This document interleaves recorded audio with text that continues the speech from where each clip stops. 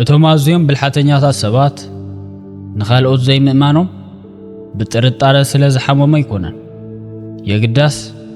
ነቲ ናይ ሰባት ባህርያዊ ቅዲ ወይም ድማ ፓተርን ኣጸቢቖም ስለ ዝተረድእዎ እዩ ተኣማንነት ረብሓ ብዘይብሉ ቅጽበት ከመይሉ ከም ዝሃፍፍ ሪኦም እዮም ኣዕሩኽቲ ናብ ጸብጸብቲ ወይም ድማ ሒሳብ ሰራሕተኛታት ተቐይሮም ክሳብ ክንደይ ከም ዝጎዳእኸዮም ክንደይ ከም እትኸፍሎምን ኣብ ክፉእ ግዜኻ ክንደይ ዋጋ ከም እተውፅን ኣብ ውሽጠም ከስልሑ ተዓዚቦም እዮም ፍቕሪ መደራደሪ ዓቕሚ ክኸውን ከሎ ሪኦም እዮም ቃል ኪዳናት ናይ ሓሶት መምሰሊ ክኾኑ ሪኦም እዮም ካብ ኩሉ ዝኸፈ ድማ ክሕደት ክፍጸም ከሎ ከም ክሕደት ዘይምርኣዩ እዩ ከም ምሕላይ ይመስል ከም ምኽሪ ይመስል ገጾም ካብቲ ዝግባእን ላዕሊ ንሰከንድታት ብዝጸንሕ ፍሽኽታ ይዕጀብ ብልሓተኛታት ሰባት ሓደ ጨካን ሕጊ ገና ቀዲሞም ይመሃሩ መብዛሕትኡ ሰብ ብዛዕባኻ ዘሎ ሓቂ ክፈልጥ ኣይደልን ንሳቶም ዝደልዩ ነታ ንናብሮኦም ቀሊል እትገብር መንነትካ ጥራሕ እያ ነታ መንነት ምዃን ምስ ኣቋረጽካ እቲ ምሳኻ ምዃኖም እውን ኣብቲ ሃሞት እቲ ኣይጠፍእ ስለ ዝኾነ እዩ ብልሓተኛታት ሰባት መፍትሕ ህይወቶም ንሰባት መሃብ ዘቋርጹ ንሰባት ስለ ዝጸልኡ ኣይኮነን ኮይኑ ግን ነቲ ዝፈልጥዎ ሰብ ካራት ሒዞም ምሕዝነት ብዝብል ቃል ክትክእዎ ይደልዩ ካብቲ ዝዛረብዎን ላዕሊ ስለ ዘዳምፁን ብውሽጦም ዝሓስብዎ ስለ ዝበዝሕን እዩ ብስቕታ ዝጓዓዙ ካብ ብዙሕ ሕማቕ ዝተርፉ እውን በዚ ሰንኪዚ እዩ ኣብ ዝቕጽሉ ደቓይቕ በሊሕ ኣእምሮ ዘለዎም ሰባት ንምትእምማን ከም ምጽዋት ዘይኮነስ ከም ገንዘብ ዝቆጽሩሉ ምኽንያት ክትሪኦ ኢኻ እዚኦም 10 ናይ መነቓቕሒ ምልክታት ዘይኮኑስ ሰባት ፈተና ክመጽእ ቅንኢ ክለዓዓል ዕድል ከንኳሕኩሕ ከምኡውን ናትካ ዓወት ናቶም ድኽመት ዘርኢ መስትያት ክኾንም ከሎ ከመይ ከም ዝቕየሩ ዘርኢ 10 ዝሑላት ሓቅታት እዮም ብቕድሚኡ ግን ናብቶም 10 ነጥብታት ቅድመ ምሕላፈይ እዚ ቻናል ሓድሽ ስለ ዝኾነ ሰብስክራይብ ላይክ ሼር ብምግባር ነዚ ቻናል ደገፍቲ ክትኮኑ እናተሓሳሰብኩ ናብተን ነጥብታተይ ክሰግር ቀዳማይ መብዛሕትኡ ሰብ ሚስጥር ኣይሕሉን መዋግዒ ዓቕሚ ዝእክብ ብልሓተኛታት ሰባት ነዚ ዝመሃርዎ ብምጉዳይ እዩ ንሓደ ሰብ ዋጋ ዘለዎ ነገር ኣብዚ ነገር ካሉ ቅጽበት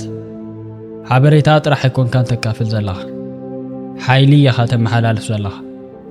ምኽንያቱም ሕጂ ድኽመትካ ተዓዛቢ ረኺቡ ኣሎ ትልምኻ ምስክር ኣለዎ ፍርሓትካ ድማ ንመጻኢ ረብሓ ተመዝጊቡ ኣሎ ሰባት ነዚ ንኽጥቀሙ ግድን ክፉኣት ክኾኑ የድልዮም ሓደ ናይ ስምዒት ምልውዋጥ ሓደ ጨቕጨቕ ወይ ድማ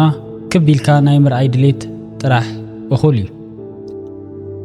ነዚ እዩ ብልሓተኛታት ሰባት ቆጢቦም ዝዛረቡ ዝሑላት ስለ ዝኾኑ ዘይኮነስ ነቲ ናይ ሰባት መዋገዪ ባህሪ ስለ ዝርድኡ እዩ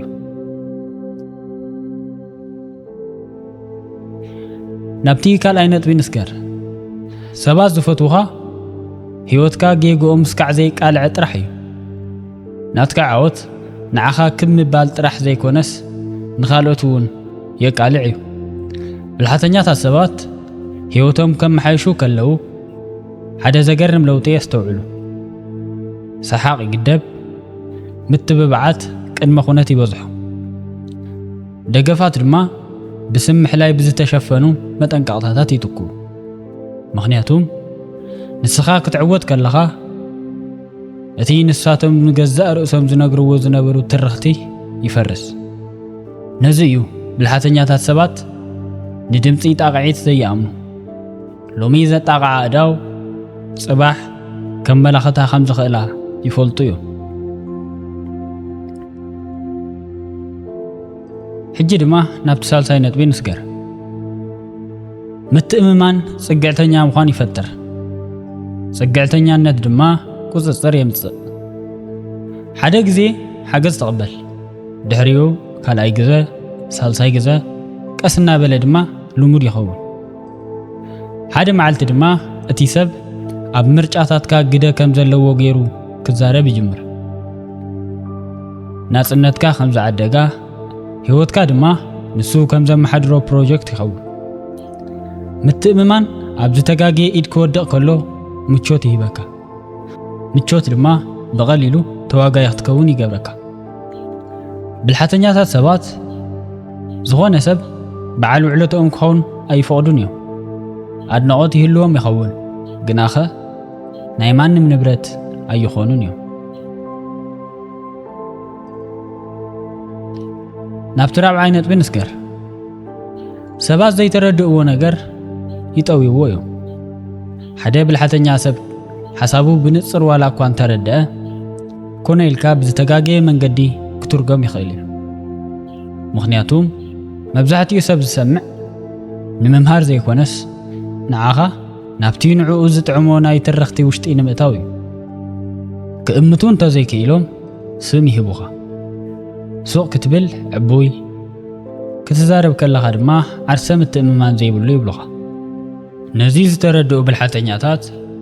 እቲ ዝተሓላለኸ መንነቶም ንሸለልተኛ ኣእምሮ ሕሊፎም ኣይህቡን እዮም ወረይ ይጥብሩን ንተዓዛቢ ገዛ ዓርሶም ኣይርዱን ሕጂ ድማ ናብቲ ሓምሻይ ነጥቢ ንስገር መብዛሕትኡ ሰብ ተኣማኒ ዝኸውን ንምቾቱ እምበር ንዓኻ ኣይኮነን ተኣማንነት ዋጋ ብዘይኽፍለሉ ግዜ ኩሉ ሰብ ተኣማኒ ኮይኑ ግና ፈተና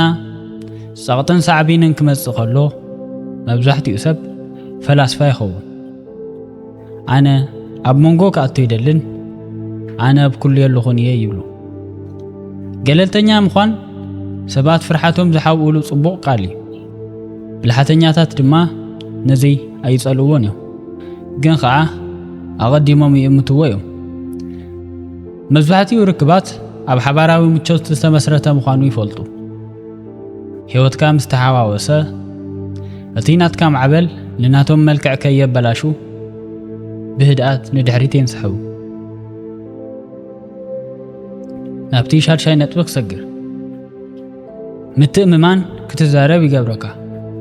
ምዝራብ ድማ ብቐሊሉ ክትግመት ይገብረካ ብልሓተኛታት ሰባት ካብ ጸላእቶም ንላዕሊ ዝፈርሕዎ ሓደ ነገር ኣሎ ንሱ ድማ ምስክራት እዩ ንገዛእ ርእስኻ ብዝገለጽካ ቁጽሪ መንገዲ ተሓድግ ሰባት ዝበልካዮም ጥራሕ ዘይኮነስ ነቲ ክጥቀሙሉ ዝኽእሉ እዮም ዝዝክሩ ሓረጋትካ ቆሪጾም መሳርሒ ይገብርዎ ነዚ እዩ ብልሓተኛታት ሰባት ቃላቶም ብጥንቃቐ ዝጥቀሙሉ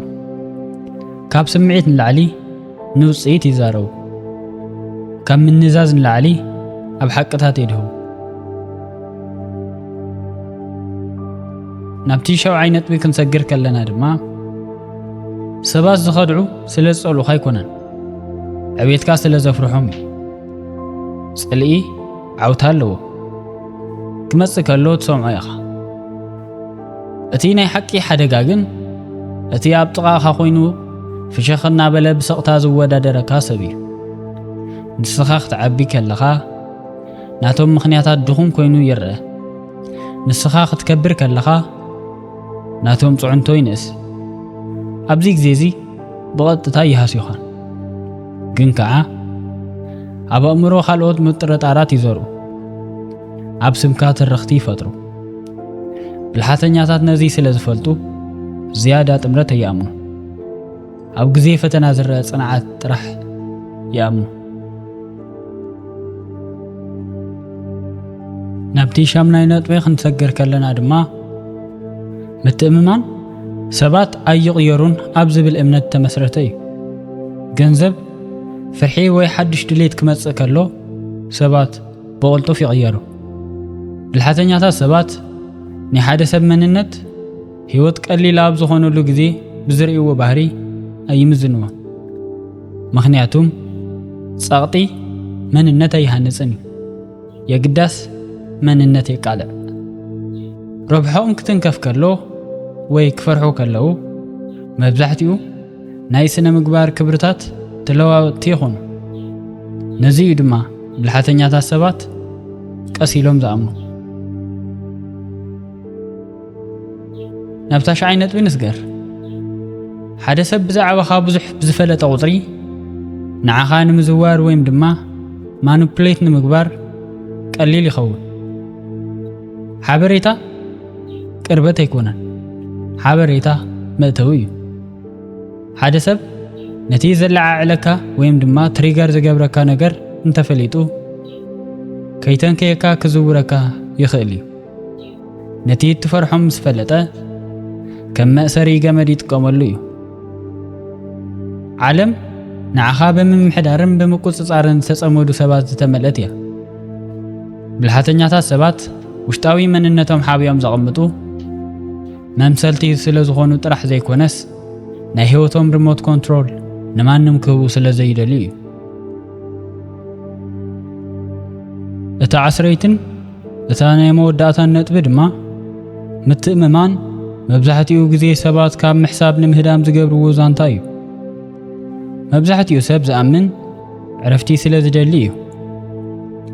ቅንዕና ብቕንዕና ከም ዝምለስ ከኣምኑ ይደልዩ እቶም ብልሓተኛታት ሰባት ግን ኣብዚ ሕልሚ እዚ ክነብሮ ይደልዩ ምእማን ስምዒት ዘይኮነስ ስርዓት እዩ ብዝነገርኩኻ ነገር ክተጥፍአኒ እንተኽኢልካ ትልመይ ብምፍላጥካ ክተሰናኽለኒ እንተኽኢልካ ኣብዚ ተጋግየ ምትእምማን ኣትየለኹ ማለት እዩ ስለ ዝኾነ እዩ ድማ ብልሓተኛታት ሰባት ቃላት ዘይኮነስ ባህሪ እዮም ዝኣምኑ ጥንካረ ዘይኮነስ ግዜ እዮም ዝኣምኑ ብልሓተኛታት ሰባት ኣብ ብሕታውነት ወይም ድማ ሶሊቱድ ኣይኮኑን ዝነብሩ የግዳስ ኣብ መራፃይነት ወይም ድማ ሴሌክቲቪቲ እዮም ዝነብሩ ግልፂ ከይኾኑ ትሑታት ክኾኑ ይኽእሉ እዮም ብሓባር እናሰሓቁ ናይ ገዛእ ርእሶም ህይወት ከይተንከፉ ከቕምጡ ይኽእሉ ምክንያቱም ድማ ኣብ መንጎ ማሕበራዊ ሙቐትን ስትራቴጂያዊ መእተውን ዘሎ ኣፈላላይ ብግቡእ ስለ ዝተማሃሩ እዩ ሰባት ክብሪ ከም ዘትርፉ ኩሉ ሓበሬታ እውን ጽንዓትን ስልጣንን ክህልዎም ከሎ ብዘርእይዎ ባህሪ ከትርፉ ፍቐደሎም ዓለም እተቐፅዐካ ሕያዋይ ስለ ዝኾንካ ዘይኮነስ ጥንቃቐ ስለ ዝጎደለካ እዩ ሓደ ሰብ ክመን ከም ዘይኽእል ዘርኢ ቀዳማይ ምልክት እንታይ ይመስለኩም ዝዛረቦም ቃላት ቅኒ ወይስ ስቕታ ሓሳብኩም ኣብ ኮሜንት ኣካፍሉኒ ነዚ ቪድዮ እንተፈቲኽምዎ ላይክ ግበሩ ካልኦት ተመሳሰልቲ ቪድዮታት ንኽበፅሑኹም ድማ ነዚ ቻናል ሰብስክራይብ ኣይትረስዑ ሰናይ ግዜ ይኹነልኩም